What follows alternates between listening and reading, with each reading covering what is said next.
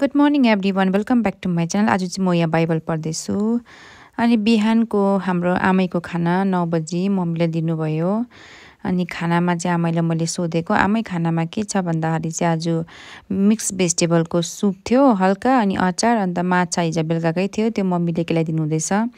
आमैलाई चाहिँ माछा मासु छ भने चाहिँ खाना खानु मजा लाग्छ, तर बुढी मान्छे अब बेसी खानु पनि भएन है।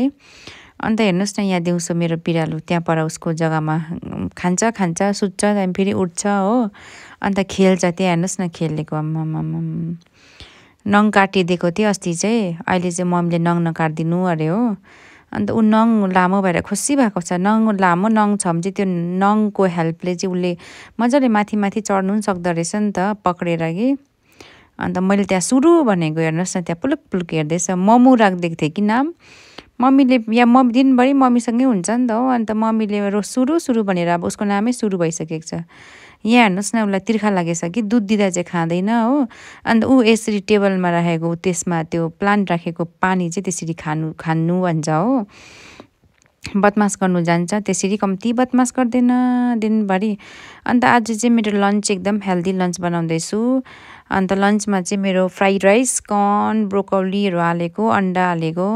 अन्त एक साइडमा चाहिँ म अन्डामा हल्का फ्राई गर्दै थिएँ राइसलाई। अन्त मजाले फ्राई गरेर फेरि जब भेजिटेबल्स पाक्यो त्यहाँदेखि चाहिँ मैले त्यो भेजिटेबल्समा चाहिँ भात हालेर यसरी मैले लन्च बनाएँ। एकदमै मिठो भएको थियो है।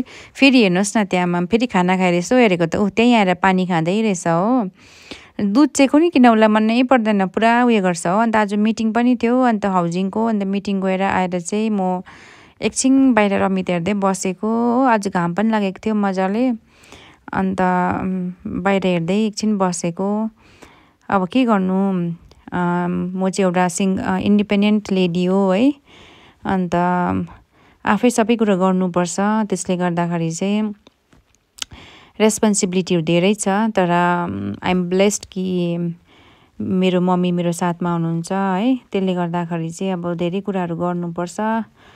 तर पनि अब लाइफमा त्यही हो, अप्स एन्ड डाउन त हुन्छै हुन्छ अलिअलि है। अन्त म चाहिँ एकछिन थाकेर आएर बाइबल पढ्दै, यो बुक पढौँ कि बाइबल पढौँ भन्दै सोच्दै थिएँ। ग्रिन टी खाएर फेरि मम्मी आइपुग्नुमा के पकाउनु बेलुका अरे हो। अन्त चाहिँ मैले चाहिँ बिहान पनि मैले नै यो पका भन्नु, बेलुका पनि मैले नै यो पका भन्नु। अन्त बेलुका चाहिँ आज मम्मीलाई अलिकति टाउको दुखेछ हो। अन्त चाहिँ मम्मीले अस्तिदेखि लड्डु बनाइदिए भन्दै थियो नि त हो। त्यसले गर्दा मैले बनाएकै छैन लड्डु चाहिँ कि। अन्त मैले त्यही जिस्काउँदै थिएँ। हेर्नुहोस् न, सुरु फेरि यहाँ यो टेबलमा आइपुगेछ ऊ पानी खानु। उसको काम त्यति नै हो, सुत्नु उठ्नु खानु खेल्नु, फेरि सुत्नु उठ्नु खानु खेल्नु।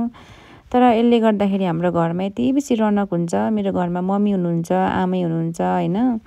अन्त त्यसले गर्दाखेरि चाहिँ दुईजनाको नाति छोरै भएको छ। अब यो चाहिँ यति बेसी माया गर्नुहुन्छ, यति बेसी माया गर्नुहुन्छ। त्यहाँ हेर्नु नि, त्यहाँ पानी खाएको। तर घरमा पेट छ भने चाहिँ नि पुरा मजा हुन्छ नि। अब यति बेसी हाँसी खुसी हुन्छ कि मजा हुन्छ घरमा। तपाईँहरूले नि पाल्नु भएको छैन भने चाहिँ कि बिरालो कि कुकुर पाल्नुहोस् है। मैले चाहिँ पहिला कुकुर पाल्थेँ, अहिले फर्स्ट टाइम हो बिरालो पालेको। अन्त यहाँ चाहिँ मम्मीलाई टाउको दुख्यो अरे, सन्चो भएन अरे। त्यसले गर्दाखेरि चाहिँ अब आमैलाई खाना टाइममा दिनुपर्छ। अन्त मैले चाहिँ मम्मी दाल चाहिँ पकाइराखिदिनु, म झानिदिन्छु उयोसँग भनेको थिएँ, के अरे पालकको सागसँग हो। अन्त म चाहिँ यहाँनिर पालकको सागसँग जाल हानेर आमैलाई खाना दिएको। आमै अब बुढी भएको मान्छे, 97 इयर्स पुग्नु भएको छ हो। अब उहाँलाई टाइममै खाना दिनु पर्यो होइन। त्यसले गर्दाखेरि चाहिँ आमैलाई दाल र भात मात्रै दिएको, दाल भात अचार। त्यही मैले सोध्दैछु आमैलाई मिठो भएको छ भनेर। अनि आमैले मिठो हुन्छ अरे। आमैलाई चाहिँ अब चटक्कै चाहिन्छ नि त, दाल भुटेको सब्जी हो, अचार। त्यो सब्जी पनि फेरि पुरा तेल हालेको, ओइली पिरो चटक्कै। अब बुढी मान्छे, डाइजेस्टिभ सिस्टम खत्तम भइसकेको छ, खानु हुँदैन कि बुझ्नु हुँदैन हो। अब हामीले जानी नदिएको जस्तै गर्नुहुन्छ कि। अन्त बेला बेला चाहिँ रिसाउनु पनि हुन्छ हो। अन्त म चाहिँ आमैलाई खानुपर्छ नि, आमै अब बिमार हुन्छ, मर्ने बेलामा सबै कुरो खानु पऱ्यो नि भन्नुहुन्छ हो। अब बिमार भयो भने त अब हामीलाई नै दुःख हो नि त हो। 4 जना छोरी छ आमैको। मेरो मम्मी चाहिँ माइली हो, जेठी छोरी चाहिँ कालिम्पोङमा हुनुहुन्छ, अनि 2 जना छोरी चाहिँ तादोङचेनमा। अन्त अहिले चाहिँ म छु घरमा। त्यसले गर्दा बुढी मान्छेलाई स्याहारी राखौँ न भनेर चाहिँ लिएर आएको। किनभने बुढाबुढीको ब्लेसिङ्स एकदमै इम्पोर्टेन्ट हुन्छ नि त हाम्रो लाइफमा चाहिँ कि। त्यसले गर्दा म त्यो ब्लेसिङ्स चाहिँ नि हो उयो गर्नु मन पर्दैन है। त्यसले गर्दाखेरि चाहिँ बुढेसकालमा आमैलाई यसरी राखौँ भनेर नि राम्ररी है। अन्त अब राति भयो, डिनरहरू खाएर चाहिँ सुत्ने। यहाँ हेर्नुहोस् न, बिरालो फेरि यस्तो बाट्टे छ कि मुतिकिन चाहिँ त्यहाँ हेर्नुहोस् न, त्यहाँ सफा गरिरहेको छ, मम्मीले कराउँछ भनेर। अन्त डिनरमा चाहिँ मैले दुध खाएँ। मम्मीहरूको रुममा गएको कि हेर्नुहोस् न, एउटा बेडमा मम्मी, एउटा बेडमा आमै, बिचमा चाहिँ हेर्नुहोस् न हाम्रो बिरालो। यसलाई जस्तो मजा त कसलाई हो र, हेर्नुहोस् न, नानी जस्तै